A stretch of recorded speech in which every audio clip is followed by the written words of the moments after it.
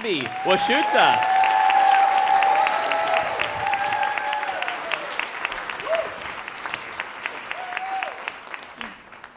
Hello. 15 years ago, I was a British girl from South Kensington. I know what you're thinking. That doesn't make any sense. Aren't you still a British girl from South Kensington? No, actually, because I'm not British, and I never was. I interviewed for a job I never thought I had a chance at getting with a fake British accent. And then I got the job. Yeah, and the money was so good that I kept that charade up for a year and a half.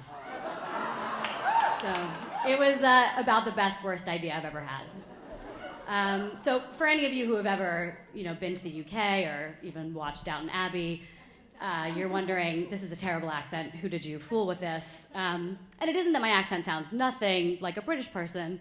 It's just that I only do one accent, which is like sort of Oliver Twist, like circa the 1800s, kind of inaccurately interlaced with other accents. Bit of Cockney, bit of Birmingham. Sometimes it's sort of weirdly Southern. But I was 19 and I needed a job badly. I was in college in Boston, and what I wanted was this gig bartending at a place across from Fenway Park. But they really mostly only hired basically models at this place. And okay, I'm not a monster, right? But I'm a little more Liz Lemon than Liz Hurley. So it wasn't ever my intention to do this. This place was just on a list of places I was visiting, handing in my application. And it was the last place I walked in at the end of a long day, trekking the streets, looking for a job. And I walk in behind this other girl, and the manager says, what can I do for you? And this girl says, I want a job. And he looks at me, and for no apparent reason, I said, I would also like a job bartending. And he goes, we're not hiring, you get upstairs. And I was like, oh, okay. This is gonna be fine, okay? Because I've said one sentence so far, and it's loud in here, and I'm gonna get upstairs and meet the next person in an interview in my regular voice, and it's gonna be fine. But so he brings me upstairs, and he goes, hey, Sean, we got a Brit here who wants a job. And he's like, sweet, sit down like a Brit, do it. I'm like, okay, shit.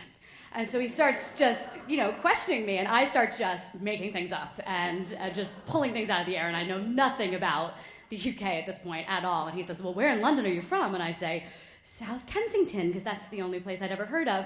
And I thought, I hope he doesn't know what the fuck I'm talking about, because I don't know what I'm talking about. And if he asks me, anything at all, such as what is that near?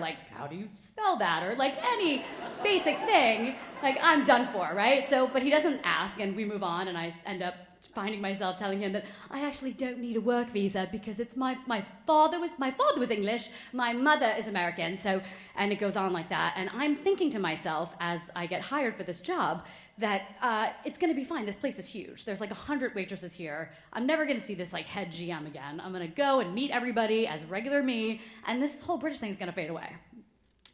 So then Sean is the person who introduces me to everybody on my first day of work as our new English waitress. And so I'm thinking, okay, I don't know how long I'm gonna be able to keep this thing up. And I walk out of there my first night with $600 in my 19-year-old pockets.